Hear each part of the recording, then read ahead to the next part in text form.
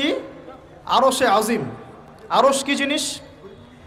যেই আরশের ছায়ায় আল্লাহ পাক কিয়ামতের মাঠে 7 শ্রেণীর মানুষকে ছায়া দিবেন, যেদিন এই ছায়া ছাড়া অন্য কোনো ছায়া থাকবে না। আরশটাকে একটু বুঝি। একটা হাদিসের মধ্যে নবী সাল্লাল্লাহু আলাইহি ওয়াসাল্লাম বলেছেন, নবীর নাম শুনলেই দরুদ পড়বেন, বলবেন সাল্লাল্লাহু আলাইহি ওয়াসাল্লাম।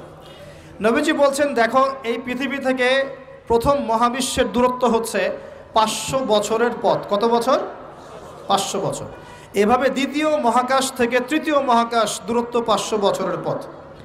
এইভাবে প্রত্যেক আসমানের মধ্যে দূরত্ব হচ্ছে কত বছরের পথ? 500।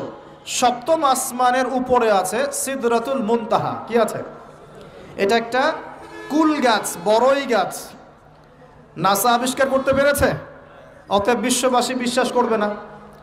নাসা যদি কালকে বলে হ্যাঁ পাওয়া গেছে সিদরাতুল মুনতাহা, তাহলে বিশ্ববাসী বিশ্বাস করবে। একটা শিরকি দর্শন চলছে, কুফরি দর্শন। ও যখন বলবে হ্যাঁ, তখন সবাই বলে হ্যাঁ, যখন তারা বলে না, সবাই বলে না। আল্লাহ পাকের ওহীর জ্ঞানের কোনো মূল্য নাই সবার কাছে, ইল্লা মাশাআল্লাহ। সিদরাতুল মুনতাহার উপরে আছে কুরসি। কি আছে? কুরসি। আল্লাহ পাকের কুরসি, যেটা আপনি আয়াতুল কুরসির মধ্যে পড়েন, ওয়াসিআ কুরসিয়ুহুস সামাওয়াতি ওয়াল আরদ, মানে আল্লাহ পাকের কুরসিটা আসমান জমিনকে ঘিরে রেখেছে। আর বলে রাখি যে প্রত্যেক ফরজ নামাজের পর যে আয়াতুল কুরসি পড়ে, জান্নাতে যাওয়ার জন্য তার একটাই বাধা, মৃত্যু। মৌত হয়ে গেলে জান্নাতে চলে যাবে ইনশাআল্লাহ। একটা হাদিস আসছে, রাত্রেবেলা ঘুমানোর সময় কেউ যদি আয়াতুল কুরসি পড়ে, সারা রাত আল্লাহর পক্ষ থেকে একজন ফেরেশতা তাকে পাহারা দিবে ইনশাআল্লাহ। এই ফেরেশতা তো দেখা যায় না, দেখা যায়? তো কয়দিন পর যদি বলে যে যা দেখা যায় না তা বিশ্বাস করা যাবে না, আসলে কিন্তু এপিস্টেমোলজি তাদের এটাই, যা দেখে না তা বিশ্বাস করে না। পশ্চিমারা কি ফেরেশতায় বিশ্বাস করে? কেন করে না? এটা তো একটা প্রশ্ন, উত্তরটা আমি বলছি আপনাদেরকে। কারণ তাদের জ্ঞান তত্ত্ব হচ্ছে যা চোখে দেখি না, যা পরীক্ষা নিরীক্ষা পর্যবেক্ষণে আসে না, তার কোনো অস্তিত্ব নাই। এটা ওদের ফিলোসফি অফ এডুকেশন, শিক্ষা দর্শন।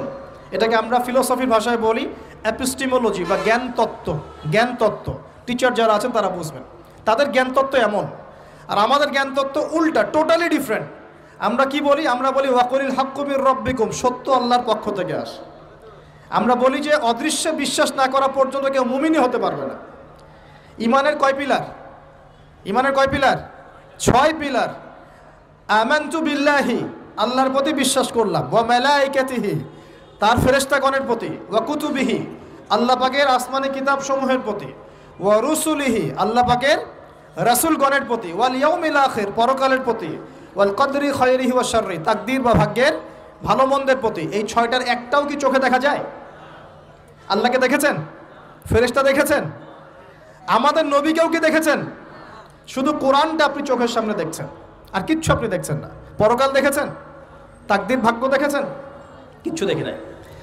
এই 6টা পিলারে বিশ্বাস না করতে পারলে কেউ মুমিন হতে পারবে না। পারবে? আলিফ লাম মিম যালিকাল কিতাবু লা রাইবা ফি হুদাল লিল মুত্তাকিন। কারা মুত্তাকি? আল্লাযীনা ইউমিনুনা বিল গায়বি। এই যে 6টা গায়েবে যারা বিশ্বাস করে, এরা হলো মুমিন, মুত্তাকি।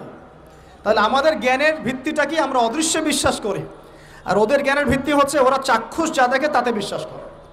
এই জায়গাতেই তো পার্থক্য জ্ঞানতাত্ত্বিক। এই কারণেই ওরা ফেরেশতায় বিশ্বাস করে না, আল্লাহ বিশ্বাস করে না, নবী রসুলগণে বিশ্বাস করে না। তারা বলছে আল্লাহর সন্তান আছে, নাউজুবিল্লাহ। হ্যাঁ, তারা আসমানি কিতাবে বিশ্বাস করছে না, তার ধর্মের কনসেপ্টে বিশ্বাস করছে না। তারা পরকাল, পুনরুত্থান, হাসর, কিয়ামত, মিজান, পুলসিরাত কিছুই বিশ্বাস করে না। বিশ্বাসগত পার্থক্য এখানে। এখন মুমিন মুসলিম হিসাবে আমরা বিশ্বাস করি আল্লাহ পাকের ফেরেশতা আছে না নাই? আছে। এখন এই ফেরেশতারা 8জন ফেরেশতা, বড় বড় 8জন ফেরেশতা, তারা আল্লাহ পাকের আরশটাকে ধরে রেখেছে। কয়জন ফেরেশতা? 8জন। এই 8জন ফেরেশতা আল্লাহর আরশকে টেনে নিয়ে আসবে কিয়ামতের মাঠে। বলেন সুবহানাল্লাহ। আল্লাহ পাকের এমনও ফেরেশতা আছেন যারা একটা ফুৎকার দিবে, জাস্ট একটা ফু, এক ফুৎকারে পুরো মহাবিশ্ব ধ্বংস হয়ে যাবে। এত শক্তিশালী ফেরেশতা আছে আল্লাহ পাকে। আমরা যখন মায়ের গর্ভে ছিলাম, এরকম একজন ফেরেশতাই আল্লাহর পক্ষ থেকে রূহ নিয়ে এসে মায়ের গর্ভে ফুঁকে দিয়েছে এবং আল্লাহর হুকুমে 4টা বিষয় লিখে দিয়েছে। আমরা প্রত্যেকে যখন মায়ের গর্ভে ছিলাম, বয়স ছিল 4 মাস 10 দিন। আমরা তো সব ভুলে গেছি এখন, এগুলো মাত্র 4 মাস 10 দিন। এখন শরীরে শক্তি আছে তো, এই জন্য শৈশব, বাল্যকাল সব ভুলে গেছি। আবার একদিন শরীরে শক্তি থাকবে না, তখন আবার আল্লাহ আল্লাহ করা শুরু করবে। 2 দিন ডায়রিয়া হলেই আল্লাহ আল্লাহ শুরু হয়ে যায়। যখন মানুষ সুস্থ থাকে আল্লাহর বিরুদ্ধাচারণ করে, আল্লাহ বলতে কেউ নাই। ঠিক আছে? তো ওই ফেরেশতা লিখে দিয়েছেন 4টা জিনিস আল্লাহর পক্ষ থেকে। 1, সেই ব্যক্তির হায়াত কতটুকু হবে। 2, দুনিয়াতে রিজিক পাবে, কি কি রিজিক পাবে। 3 নাম্বার, তার কাজগুলো কি কি হবে, দুনিয়ায় কি কি কাজ করবে সে। আর 4 নাম্বার, তার সৌভাগ্য, সে সৌভাগ্যবান হবে না দুর্ভাগ্যবান হবে, মানে জান্নাতি হবে না জাহান্নামী হবে। এটা লিখে দেওয়া হয়ে গেছে। এখন এরকম 8 জন বড় বড় ফেরেশতা আল্লাহর আরশটাকে ধরে রেখেছেন। আর আমরা বলছি কুরসির কথা। এই কুরসি আসমান জমিনকে